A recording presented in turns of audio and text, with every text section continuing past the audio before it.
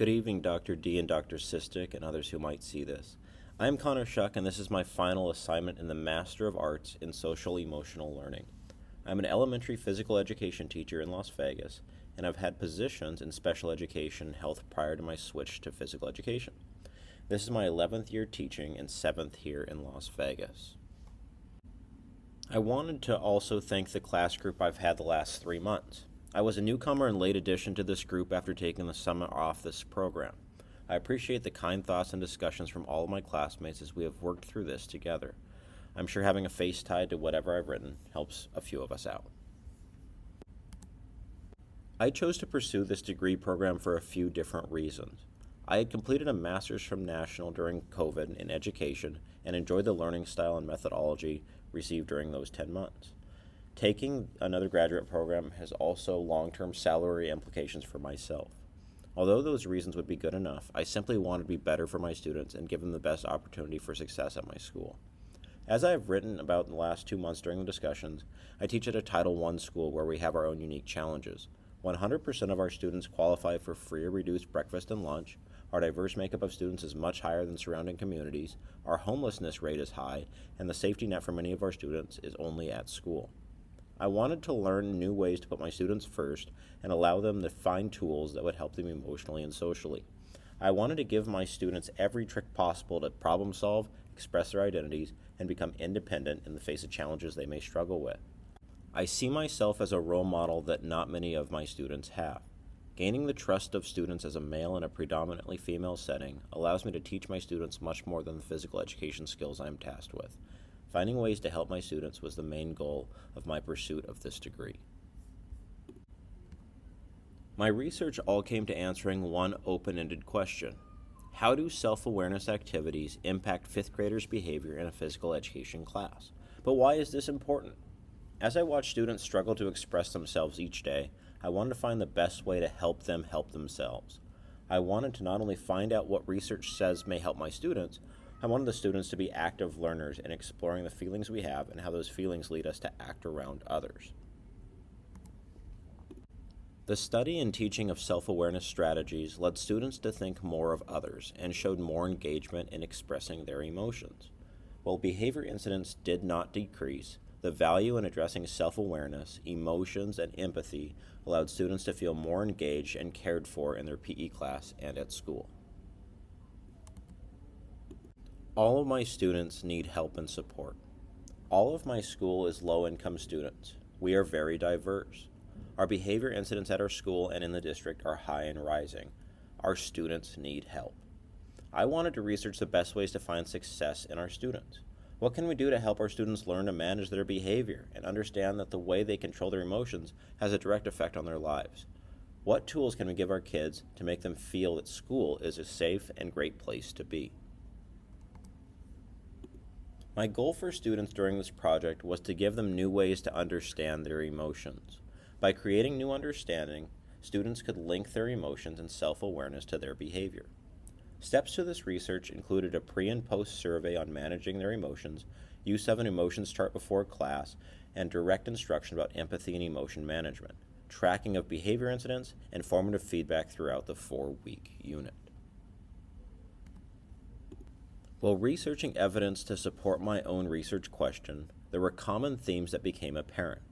These themes became the backbone of my review of literature. The themes included social emotional learning, restorative justice, emotions, self-awareness, behavior management, and expectations. Relying heavily on past research created an outline of what I knew was possible to achieve in the study. Utilizing past research, I set out to conduct my study over a 4-week period.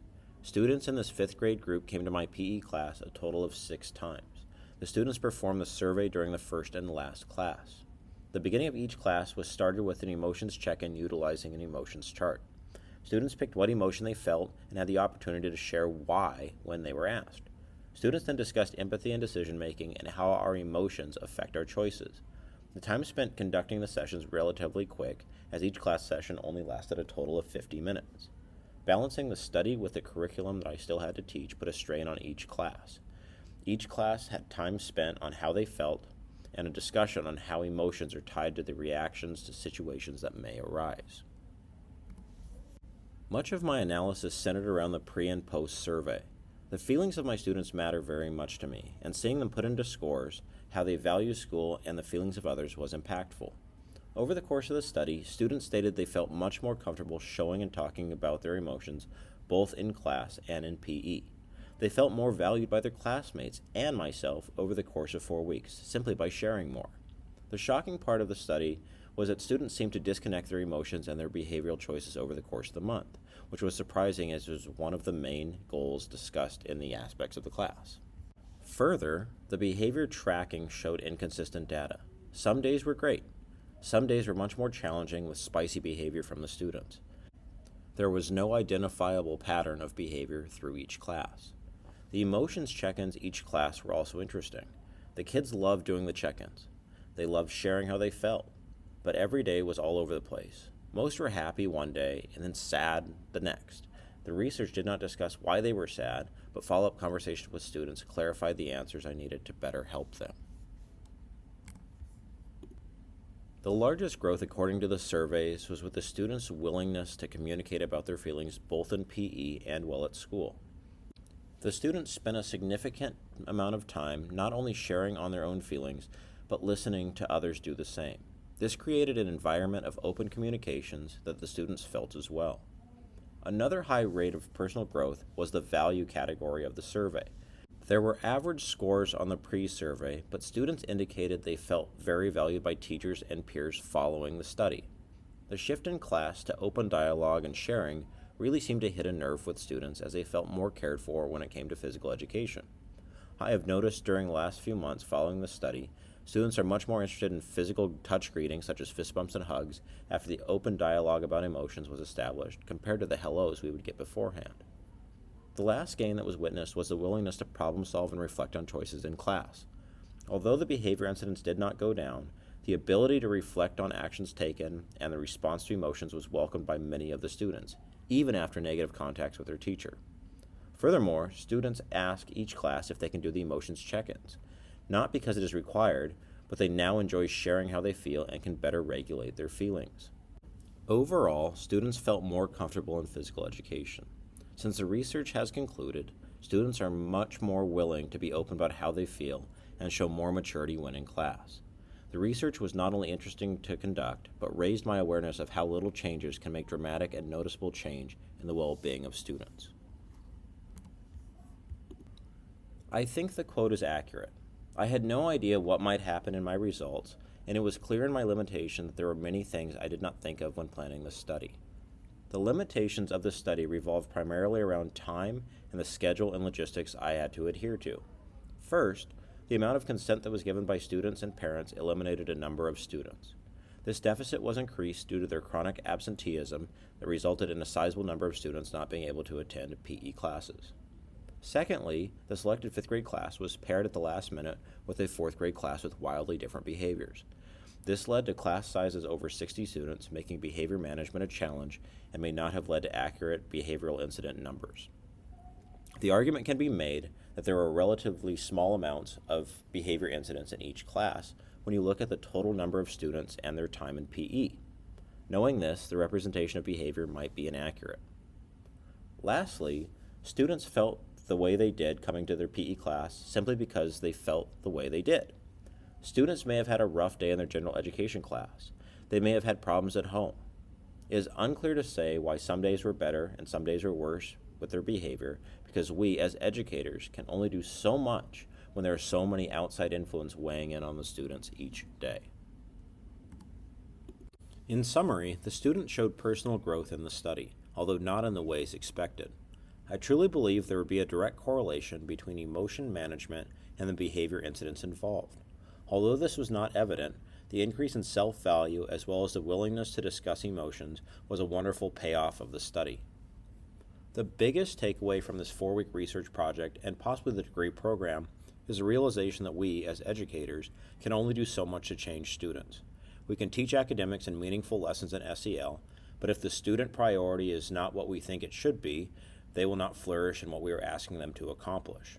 We must treat every student as an individual and understand that each will grow in different directions and at their own pace. The students grow as an average during the study, but long-term effects are still unclear.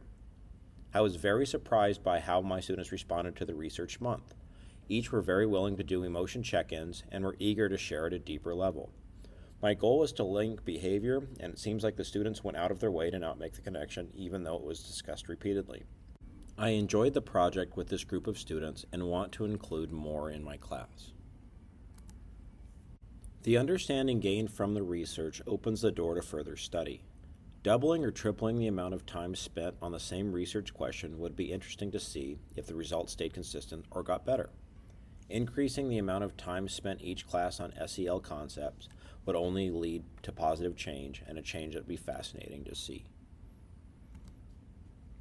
This is a good time to pause, and we can ask questions or answer questions if we have them. The last slide here is just a thank you. It feels good to be done. I feel as though I've learned valuable skills and truly feel the SEL activities learned will benefit my students. Thank you for the assistance in the research project as well as the action research report. Thanks to both sets of classmates I've had over the last 13 months. And a big good luck to everyone using the SEL skills going forward in your teaching. I know my kids have already benefited. My next part here is the manifesto, and then we can chat. Thanks for listening. My manifesto. I believe that all students have the right to a great education, and the greatness is different for each of them.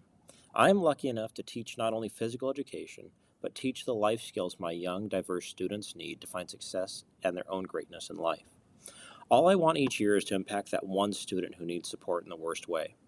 My SEL journey has opened my eyes and heart to the needs of our students that go far beyond learning to read and write. Every year, I'm surprised by the past students who make an appearance and tell me they miss me and the time that we had. This is why I continue to teach in a very challenging environment, while in a district with severe challenges itself. As a new professional in SEL, I want to provide the opportunity for students to show their voice and provide the necessary support to create an equitable environment for my learners. I want to achieve this by showing the kids that I care. I want to know about what brings them joy, what they find successes in, and how I can help them on their worst day. The simple connections from physical greetings as they enter my room to the deep discussions to help repair relationships between peers help every day as they come through our doors. We as educators have unspeakable power each day. A single word or action can change a child's world. As an ambassador to SEL, it is my duty to fight for these special kids every single day.